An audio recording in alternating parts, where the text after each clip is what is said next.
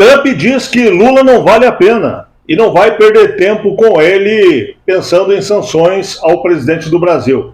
Não é exatamente isso que está escrito, mas essa é a ideia. Te convido a acompanhar a matéria aqui, depois lê ela na íntegra, no jornal, no Metrópolis. É uma matéria do Paulo Capelli que fala, com mais cuidados, o que eu acabei de falar para você. O título é: Governo Trump não planeja sanções contra o Lula, mas prevê uma derrota cachapante. O que está dizendo aqui? Que o Trump não vai sancionar o Lula porque o Lula vai perder a eleição, talvez até no primeiro turno, seja quem for o adversário. Foi o que se ouviu aqui através da coluna nos bastidores da Casa Branca. Ou seja, o Trump falou que não vale a pena se desgastar com o Lula, que o Lula já é carta fora do baralho. Não tem protagonismo o governo brasileiro e perderia, na visão da Casa Branca, para qualquer adversário aí as eleições de 26.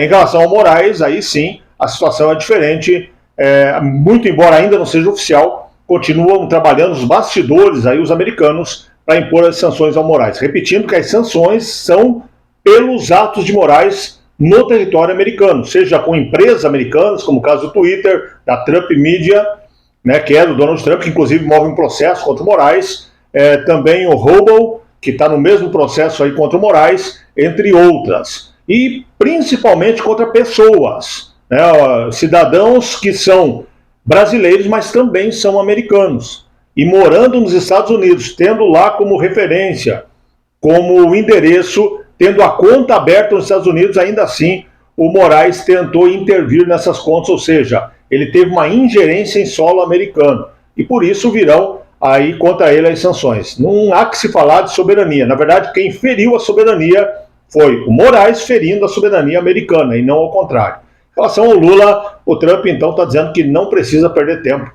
com o Lula, porque o Lula já é carta fora do baralho. E lembre-se que uma matéria dias atrás deu a entender que o Trump teria dito à base que se o Bolsonaro não concorrer à eleição, ele não reconhecerá a eleição no Brasil, seja qual for o resultado. E não seria só ele.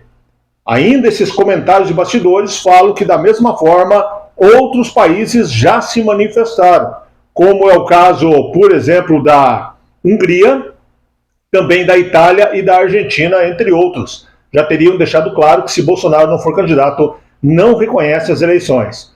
E se Bolsonaro for candidato, ele será o presidente. Todo mundo sabe disso, inclusive o desespero da esquerda e do STF com esse golpe ridículo que eles inventaram é exatamente por causa disso. Mas o que fica é que Trump está preocupado em sancionar o Moraes. Quanto ao Lula, ele fala: Lula? Quem é Lula? Lula não existe, Lula não oferece perigo para ninguém, Lula é carta fora do baralho.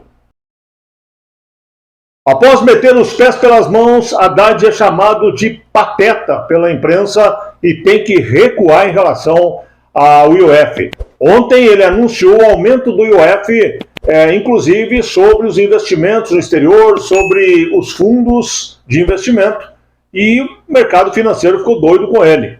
Aí ele foi avisado que, se ele fizesse isso, ele tiraria todo o investimento do Brasil e talvez levasse o Brasil à falência. Assustado, ele voltou atrás rapidinho. Mas a imprensa não perdoou. Foi chamado de amador, foi chamado de incompetente, foi chamado de pateta. O jornal Metrópolis foi quem chamou ele de pateta. Que coisa, hein? Nosso ministro da Economia. Ai, que saudade do Paulo Guedes. Falando em relação ao Fernando Haddad, depois que ele recuou sobre esses pontos que eu comentei do investimento, ele trouxe na matéria aqui, abrindo aspas para o Fernando Haddad, que respondeu sobre a desistência do aumento do IOF. Tivemos subsídios de pessoas do mercado dizendo que o IOF poderia acarretar problemas. Na verdade, falaram para ele que ele estava fazendo uma besteira muito grande e que não teria como voltar atrás depois. Então assustou-se e mudou de ideia rapidinho. Mas o que o jornal fala aqui, o Metrópolis fala aqui, é pesado, olha só. É patético.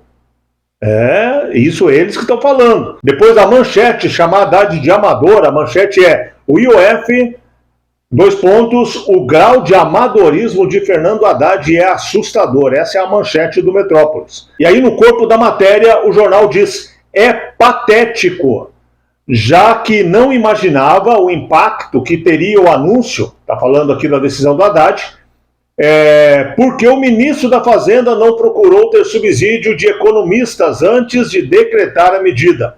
O que está sendo dito aqui se o Haddad não sabia o que estava fazendo, por que não perguntou para alguém que sabia? Por que não perguntou para um economista de verdade antes de meter os pés pelas mãos e fazer essa bobagem? O dólar disparou, o mercado financeiro, na hora, teve uma retração muito grande, assustou os investidores, depois teve que botar o rabinho entre as pernas e voltar atrás. E aí eu vou ter que fazer minhas as palavras aqui da imprensa. Incompetente, patético. Esse foi o Fernando Haddad nessa decisão. Que saudade do Paulo Guedes.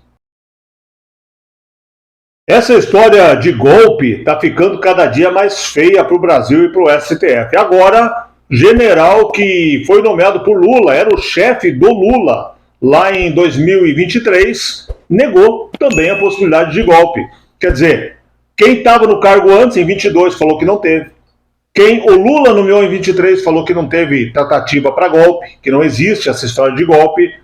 Tá feio demais para o STF, hein? Ex-chefe do Exército de Lula nega ter recebido generais para tratar de golpe.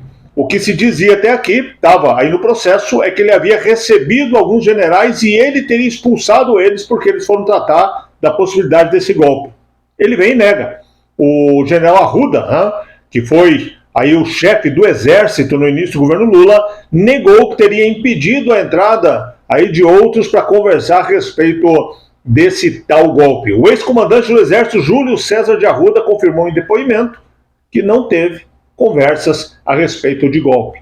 Ou seja, repito para você, dos ouvidos até aqui, mesmo os generais, testemunhas de acusação, estão dizendo que não teve golpe. Estão dizendo que não teve tentativa. Estão dizendo que não se pensou em golpe.